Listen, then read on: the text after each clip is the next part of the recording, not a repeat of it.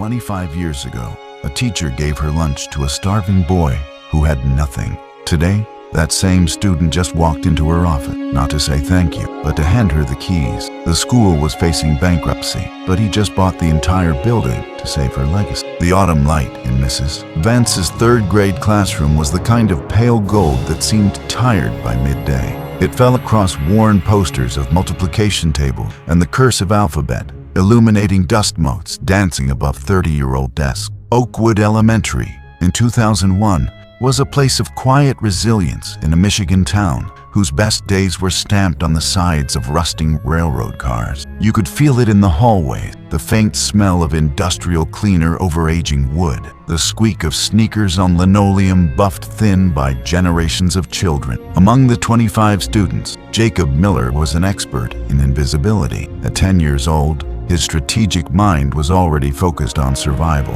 His jeans were a shade too short, his sweatshirt cuffs frayed, but he was meticulously clean. His mission each day was to move through the hours without drawing attention, a skill that vanished the moment the lunch bell rang. That sound, the metallic chorus of 24 lunchboxes unlatching, the crinkle of chip bag, the pop of thermos lid, was his daily undoing. As the room erupted in the chaos of midday fuel, Jacob executed his practiced maneuver. He would open a book, usually a thick novel from the shelf far above his grade level, and lean into it with an intensity meant to broadcast deep engagement. He never went to the cafeteria. The free lunch slip, the different colored tray, these were brands of a poverty he couldn't afford to advertise. Better to seem a bookish recluse than a charity. Eleanor Vance had been teaching for 12 years. Her observation skills were a quiet superpower. She could diagnose a home situation from a child's pencil grip, sense anxiety from the way someone tied their shoes. For a week, she'd watched Jacob's lunchtime performance. She noted the hollows under his young eyes, the slight tremor in his hands by mid-morning. She saw the book, Treasure Island, was open to the same page 3 days running. This wasn't just a missed meal. It was a carefully constructed fortress of pride. When the bell rang that Thursday, she didn't act immediately. She tidied her desk, watching from the corner of her eye. As the last of the loud, lunch-bound students filtered out, she reached for her own brown bag. She walked to his desk, not with a sympathetic smile, but with the casual air of someone correcting a simple error. "You know, Jacob," she said, her voice matter-of-fact, "I asked the cafeteria for an extra sandwich today by mistake. It'll just go to waste in the fridge. Would you mind?" She placed the bag in the corner of his desk. It held a simple turkey sandwich on wheat, an apple, and a bag of baby carrot. No fanfare. No, "You look hungry." Just a practical solution to an imagined logistical error. Jacob looked from the bag to her face, his carefully maintained composure cracking for a microsecond. In her eyes, he saw no pity, only a gentle, unremarkable kindness. The earthquake that shook him wasn't in his stomach, but in his soul. This wasn't charity, it was communion. He ate slowly, the sandwich tasting like more than food. It tasted like respect. It tasted like seeing. That night, lying in bed, the phantom flavors still on his tongue, he made a silent, ferocious vow. He would learn all the secrets of the world. He would gather all its power, not for mansions or cars, but for one sacred purpose, to become someone who could protect hers. Eleanor Vance's advocacy for Jacob Miller did not end at the classroom door. It evolved into a quiet, sustained campaign, waged in staff meetings and through carefully worded memos. She recognized a native brilliance in him, a cognitive engine that, if fueled, could propel him out of the town's gravitational pull of struggle. She maneuvered him into the gifted program, battling a system that often mistook poverty for a lack of potential. Her support was stealthy, a new backpack left behind by a fictitious previous student, a cache of pristine notebooks that came in extra, always framed as administrative surplus, never charity. She watched him thrive academically, a bittersweet victory, for she alone in the school understood the price he paid each evening, returning to a silent, empty apartment while his mother worked the night shift. Jacob's adolescence became a grueling study in perpetual motion. His days were a triathlon of survival, stocking shelves at the local grocery store before dawn, navigating the social minefield of high school by day, and bussing tables at a family diner until closing. The true day began at 9 p.m. in the stark silence of the public library. There, under the fluorescent hum, he devoured calculus, taught himself basic coding from outdated manuals, and rebuilt his worldview. The memory of the sandwich was no longer a passive gratitude. It was metabolized into pure, burning fuel.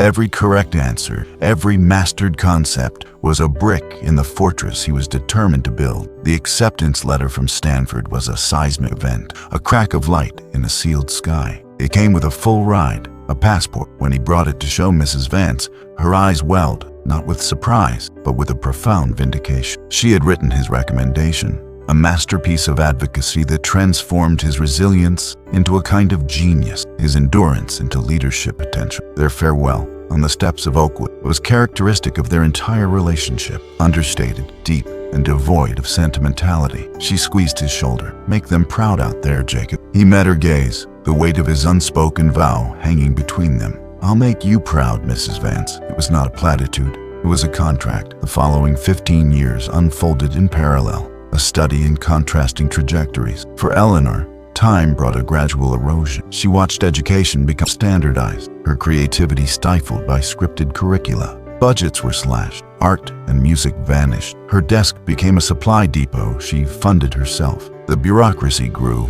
the paperwork multiplied, and the joyful noise of learning was often replaced by the anxious silence of test preparation. A slow, soul-deep disillusionment set in, tempered only by the fleeting victories in individual students' eyes. For Jacob, the same years were a vertical ascent of staggering velocity. At Stanford, he was a wolf among sheep, his hunger giving him a terrifying focus. He founded his first tech startup in a dorm room, selling it for millions before graduation. In Silicon Valley, he cultivated a reputation as a brilliant, merciless strategist. He built empires in the cloud, his conscience neatly compartmentalized away from his business dealings. Yet, in his personal financial software, among the cold lines of code tracking billions, there existed one peculiar, non-monetary line item, a file tagged and updated for years. Project Oakwood. It was the only piece of his soul his balance sheet was allowed to carry. The 56th floor boardroom of Meridian Holdings offered what a panoramic view of a city Jacob Miller had helped reshape. The air was cool, sterile, and smelled of expensive coffee and anticipation. Around a slab of polished obsidian, a team of financial analysts presented their findings with clinical detachment. On the main screen, a spreadsheet listed distressed assets. Entry number 347, Oakwood Unified School District. Current valuation, negative $2.4 million.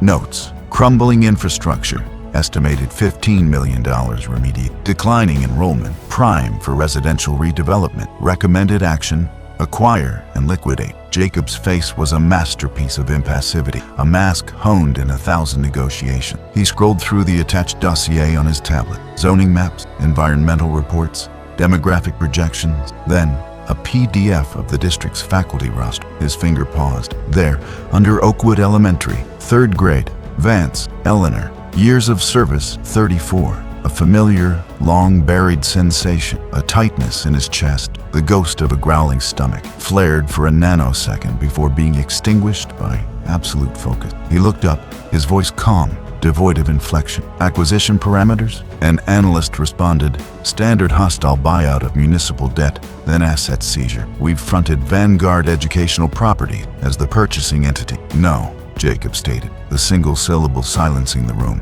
He leaned forward. I want the entire district, every deed, every debt, not just the land, the institution itself. And I want it wrapped in a Russian doll of shell company, Delaware holding companies owned by Cayman trusts. Make the paper trail so complex that not even the SEC could find the beneficiary in a year of auditing. He met each of their confused gazes. The directive is absolute secrecy. No one knows Meridian is involved. No one knows I am involved. Is that understood? Across town, in a world measured in crayon nubs and laminated posters, Eleanor Vance was engaged in a different kind of accounting. She stood in a near-empty supply closet, a skeleton crew of fellow teachers sighing beside her. They pooled cash from their worn wallets, Maria Rodriguez calculating how many reams of construction paper and glue sticks $43 could buy. The school was a symphony of small failure. The groan of the ancient boiler, the flicker of lights in the hallway, the taped-over cracks in the library window. The official notice arrived not with a knock,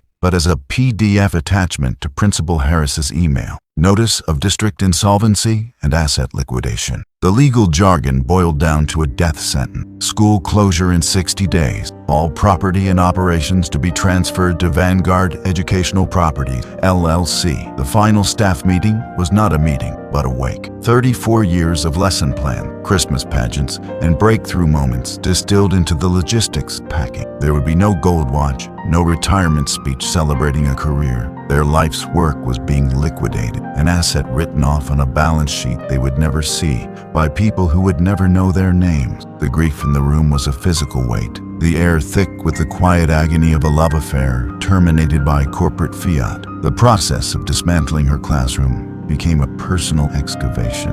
As Eleanor packed decades of her professional life into cardboard boxes, the past surfaced in tactile fragments. From the back of a filing cabinet drawer, yellowed with age, she pulled a laminated sheet of third-grade poetry. In the careful, blocky print of a 10-year-old, the title read, "My Hero." The poem didn't describe a superhero or an athlete. It described a teacher who had eyes that saw the quiet kids and who taught that kindness was a superpower you could practice every day.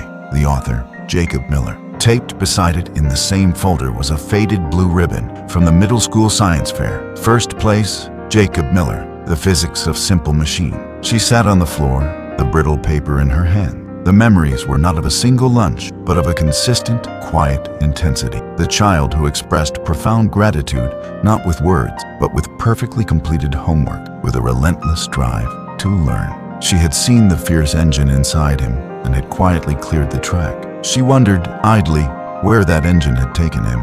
The name Jacob Miller occasionally flashed on a business news ticker at the dentist's office, but to connect that distant, powerful noun with the silent boy from her classroom was an impossible leap of logic. Why would she? In her world, students grew up to be nurses, mechanics, sometimes teachers. They did not become forces of capital who bought and sold entire school districts. Meanwhile, in a rented sedan with tinted windows, a force of capital sat parked across from Oakwood Elementary. Dressed in nondescript jeans and a hoodie, Jacob Miller walked the perimeter. The halls that had once seemed grand and imposing now felt heartbreakingly small. He traced a finger over the same water stain on the library ceiling he remembered from 2001. He peered into a computer lab where monitors resembled bloated, outdated television. It was a museum of neglect. Then he saw her. Through the same classroom window he'd glanced out of as a child, he watched Eleanor Vance. Her hair was steel gray, her movements a bit slower, but the cadence of her speech, the expressive wave of her hands as she explained a concept to her dwindling class, it was unchanged. The passion was still there, burning even brighter against the gathering gloom of the room's decay. He returned to his penthouse that evening,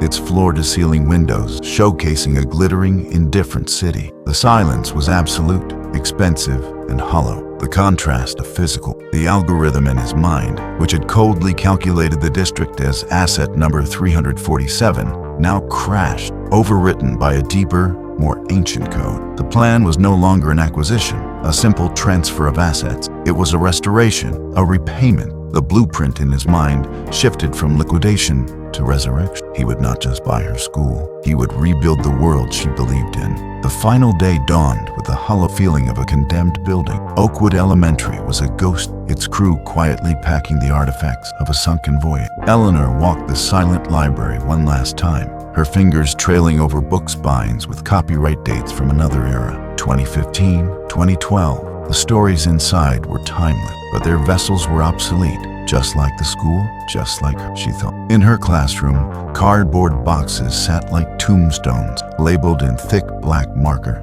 Reading corner, science supplies, memories. The rumble of engines cut through the morning quiet. Through the window, a fleet of black SUVs glided into the parking, not with the aggressive haste of demolition crew, but with a stately, unsettling purpose. A wave of cold dread washed through the halls. The vultures had arrived early. An emergency assembly was called. The staff filed into the creaking auditorium, a funeral procession in sweatpants and old-school spirit wear. Principal Robert Harris stood at the microphone, his face pale, hands shaking as he held a single sheet of paper. I have just been informed, he began, his voice cracking. There has been a a last-minute intervention, a reprieve. Before the confused murmur could swell, the heavy double doors at the back swung open. A group of people entered, led by a man in a suit that seemed to absorb the room's dull light. He moved with a CEO's assurance, yet his eyes were scanning the crowd with an urgency that contradicted his calm exterior. To the faculty, he was a stranger, another wealthy figure from the impersonal world that had sealed their fate. To Eleanor, time folded, the sharp jawline, the intensity of his gaze. It was buried under years and success, but the earnest boy was there, shimmering just beneath the surface of the man. He walked slowly to the podium, ignoring Principal Harris's offered hand. He gripped the edges of the wooden stand, took a breath that seemed to center not just him, but the entire room. When he spoke, his voice was clear, devoid of corporate polish, vibrating with a raw, personal frequency. 25 years ago, he began, his eyes finding Eleanor. In this room, I learned that hunger isn't just about food, it's a void that echoes. And I learned that grace isn't about grand gestures, it's a quiet sandwich offered without an audience. A ripple of confusion passed through the teachers. Then, understanding began to dawn, person by person, as they followed his gaze to Eleanor, whose own hand had risen to cover her mouth, her eyes wide with disbelieving recognition. Jacob continued, the billionaire facade dissolving into the candid voice of a former student. You see a man in a suit. I see Mrs. Vance's third-grade desk, and I see all of you. For 20 years, through every algorithm and financial model I've built, I've maintained a separate file. I've tracked the stagnation of your salaries against inflation. I've modeled the cost you've each borne from your own pocket, for pencil, for post, for the snacks you keep in your desks for kids like I was. He nodded to an A. A sleek screen descended behind him, illuminating with elegant, devastating graphs. This $50 million endowment isn't philanthropy, it's repayment, with compound interest. The screen changed to architectural renderings, not of condos, but of a breathtaking school campus. Solar-paneled roofs, bright STEM labs, a verdant courtyard. Teacher salaries are doubled, effective today. Every student enrolled will have a college fund seated. And this, he said, the image zooming in on a stunning, glass-walled building at the heart of the design, will be the Eleanor Vance Center for Innovative Learning. Then he stepped away from the podium. An aide handed him a simple, modern. He walked down from the stage and straight to Eleanor, who stood frozen. He held it out to her. Inside, on top of a linen napkin, was a single, perfect apple and a bag of baby carrots. Her tears finally fell. A soft, incredulous laugh escaped. You remember the carrots? A private joke from a quarter century. He smiled, the boy now fully visible in the man's face. I remember everything, he said, his own voice thick. The emotional dam in the room broke. The grief of minutes before transformed into a cathartic, tear-streaked vindication. It wasn't just that the school was saved. It was that their invisible labor had been seen, quantified, and honored beyond their wildest dream. In the days that followed, local news stations scrambled to frame the story. Billionaire saves failing school. They missed the point entirely. This wasn't a rescue from the outside. It was a restoration from within. Jacob began spending his afternoons not in his downtown tower, but in Eleanor's now unpacked classroom. The dynamic had beautifully shifted. He was no longer her student, nor was he a remote benefactor. He was a collaborator. He pulled up a child-sized chair beside her desk. Tell me, he asked, his notebook open. What did we need back then that we never had? Not what fixes the roof, but what fixes the spirit. Eleanor didn't hesitate. Time. We needed time to teach, not just to test. Resources that didn't come from our own grocery money. And hope, the real, tangible kind that lets a child dream beyond these city limits. Then that's the blueprint, he said. His team of architects and educators began holding meetings not in boardrooms, but in the school gym, with folding chairs for every parent and community member. Former students, now electricians, carpenters, and artists, returned offering their skills. The symbolic moment came when Jacob and Eleanor together reopened the cardboard box labeled Memories. Instead of putting its contents on a shelf, they pinned Jacob's old My Hero poem to the new community vision board. They weren't preserving a past, they were laying the cornerstone for the future that past had always done. 6 months later, Oakwood was a living case study in educational justice. The transformation was physical, glorious, sun-drenched spaces filled with cutting-edge technology. But more profound was the human metamorphosis. Interviews with teachers showed not exhaustion, but rejuvenation. "I can finally teach," said Maria Rodriguez, her eyes bright. "I'm not a triage nurse anymore." Students in the new robotics lab spoke of colleges like MIT and Caltech with casual expectation, not distant fantasy. The financial metaphor became a living truth. The initial investment, a $3.50 lunch, was analyzed not for its monetary ROI, but for its human yield. Its interest was compounded in the teacher who now mentored without burnout, in the student who would become a first-generation college graduate, in the parent who found a stable job building the new community wing. Eleanor, in her new role as Director of Teacher Development, guided a new generation of educators, passing on the ethos of seeing the whole child. In a quiet moment, Jacob confessed to her, "I've built 40 companies. This is the only one that feels like it has a soul." The school's revival became the engine for the town's own renewal. Local businesses sprung up to support it, property values stabilized, and a palpable sense of hope, long absent, returned to the streets. The kindness had indeed compounded, paying dividends across an entire community. The story of Oakwood inevitably sparked a national conversation. In media interviews, Eleanor reframed the narrative. "We constantly ask teachers to be heroes," she told a rapt news anchor, "but we pay them in struggle. Jacob didn't just give us money. He gave us back our dignity. He proved our work has value beyond a test score." Jacob was summoned to testify before a state education committee. He stood before the politicians, not with a plea, but with a proof of concept. "This is not philanthropy," he stated, clicking through slides of Oakwood's data, soaring engagement, plummeting absenteeism. "It's a strategic investment. Education is not a line-item expense. It is the foundational infrastructure of our society, and it's the only investment that guarantees an infinite, multiplying return." He challenged them to reject the savior model and instead adopt a framework of circular grace, where communities are invested in, not just men, and where success is measured in restored potential, not balanced budget. On the one-year anniversary, the new Eleanor Vance Library was dedicated. The sun streamed through its vast windows. Jacob stood before the entire student body. He didn't speak of billions or building. He pointed to the children in the crowd. "Someone sitting right here will stand where I'm standing in 25 years, not necessarily with money, but with influence, with ideas, with the power to change things for the better. When you do, remember who saw you when you were hungry. Remember who quietly gave you a place at the table." The final scene was in the new, airy cafeteria. At a small table by the window, Eleanor and Jacob sat together. She unpacked 2 homemade turkey sandwiches on wheat. They ate in comfortable silence, colleagues and co-architects of a future. The camera pulled back, soaring through the vibrant, bustling hallways of the transformed school, then dissolved seamlessly back in time. The same hallways, now empty and quiet in 2001, awaited their first student. A voiceover,